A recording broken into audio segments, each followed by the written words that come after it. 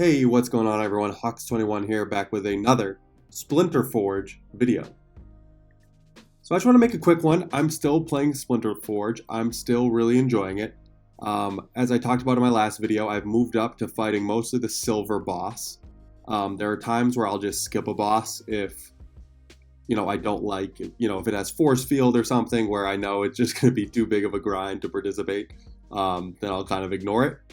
But I've had good luck in silver. Right now I have 300 energy. I'm sitting at 74, so I'll be able to move up. I've cashed, or I've hit the reward. I think the last 3 or 4 silver bosses, so it's been good. But I do have a complaint, and I'm going to talk about that in this video. And hopefully I get some examples to really show what I'm saying. So, start off, I already know what lineup I'm going to play. I play the same exact lineup almost every single time. I've been using a ranger. I've leveled up my ranger a little bit. It's just so great with the speed, especially sort of the, I forget exactly how it's worded, but the speed mechanics aren't just like, if I have 9 speed and you have 3 speed, then I'm going to attack first and then you're going to attack. It makes it's on like a scale. There's a name for it and I can't remember the name. But basically, if I have 9 speed and you have 3 speed in this game, or the boss has 3 speed, then I'm going to attack not only first, but I'm going to attack more often. So that makes speed really, really crucial in this game, which is part of the reason why the archery is sort of meta right now. So I'm just going to build my team. And notice, this stuff loads pretty slowly. Like it takes a while to get your team built, which is part of what I want to talk about. But that's not the main point. Like, I understand why. It's a game that it's early on in the game's life. It requires a lot of coding power and website power, I'm sure. It's an alpha version. So let's have this load up.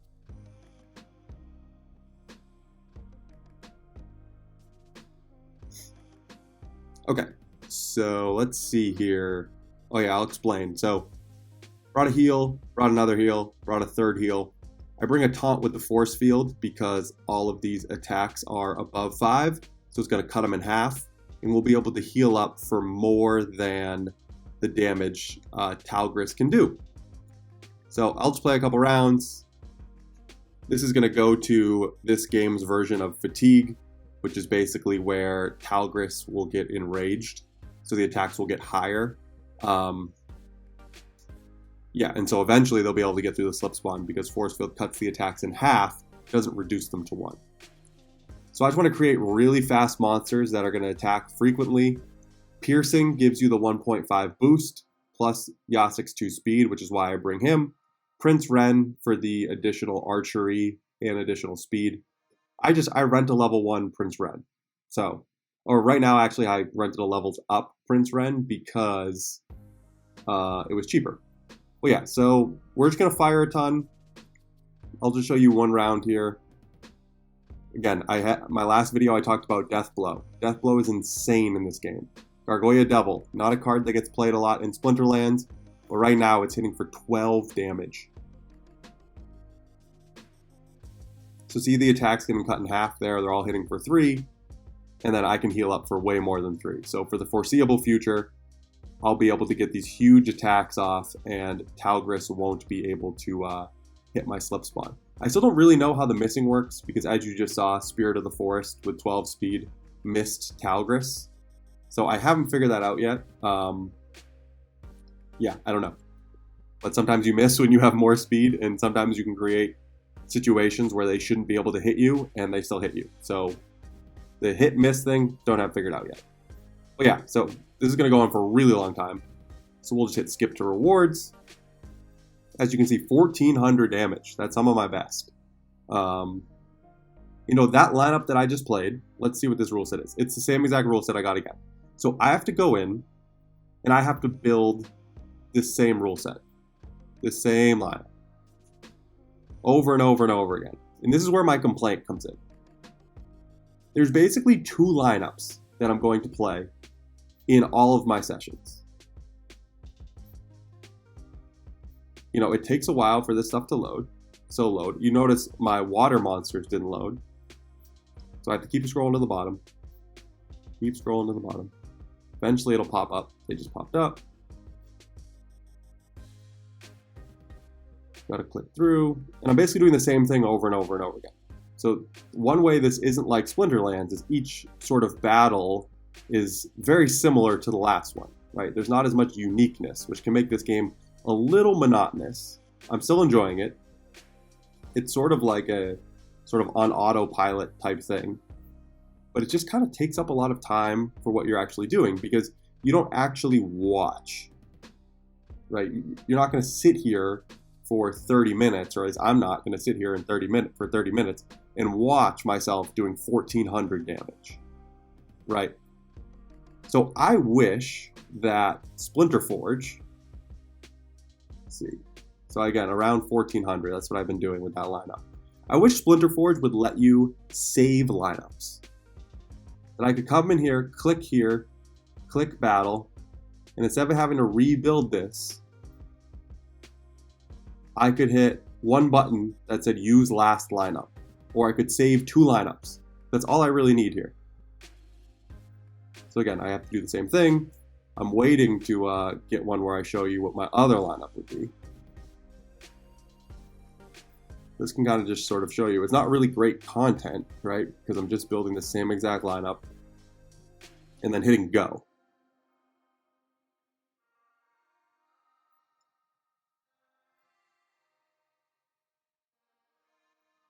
I mean, well, I like when I can play this lineup because this is the lineup where I get my most damage and points.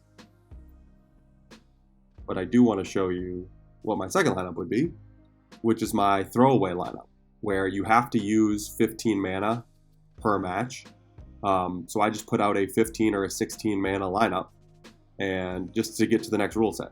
So again, I'm going to do about 1400. Let's see what this one is. Okay, Scattershot, perfect. So this one, I can't run my lineup because she's not going to fire at the top. So she's going to fire at all my other monsters, and I'm not going to be able to do as much damage because she'll eliminate some of them. So what I do is then I come in here, and this is a throwaway lineup. Same thing, Yasik, that's 11, so I only want to use about 15. I end up using 16 just because I've found that it's worth it to include the 1 mana because I get like the damage basically gets doubled if I include 1 more mana. But it's kind of what I'm talking about where it's a math problem. So I need to wait for everything to load in. I'm going to come in here and use the brownie for the speed. So including the brownie is what gets me like an extra 20 damage for only 1 more mana. So I take it in this case. And I hit battle. Again, I'm not going to watch it. And I'm not going to do a lot of damage, but the energy is based on mana. So if you know your lineup that you're playing isn't going to be able to do a ton of damage, or you can't feel the lineup in that specific rule set, you're better off just tossing out, a throwaway lineup like this just to get to the next rule set. So I do this, I should get like 40, 33, okay. Hit battle again, and now a new rule set will pop up.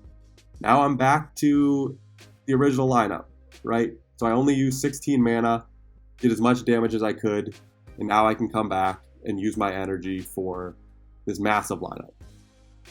So what I want in SplinterForge, maybe this ends up being a third-party tool that gets created by someone smarter than me. But I want to just save lineups, right? I want to save this lineup that I'm building now.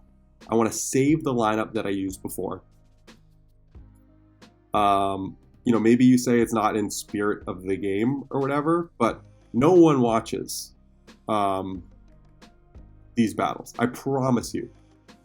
You might watch one just to see the mechanics and see how the battle works. But once you find your lineup that you spam over and over and over and over again, you don't watch this.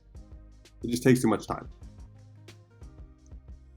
So yeah, that's sort of my SplinterForge complaint. I'm still playing it. I like playing it. I'm earning a decent amount doing it.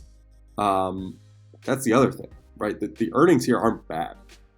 Other content creators, Gathering the Magic, for example, has talked about that a lot, and he details that a lot, so he's a good person to follow for that. But I'm mainly, if the rewards were bad, I don't know if I would be playing. But they're really not that bad. So yeah, I mean, this is what it is. Here, because I can't heal my top monster, I'd go back to that 16 mana lineup. So yeah, that's my complaint.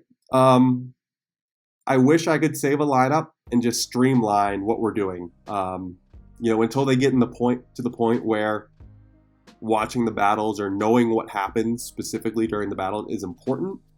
I don't feel the need to, I just think it's kind of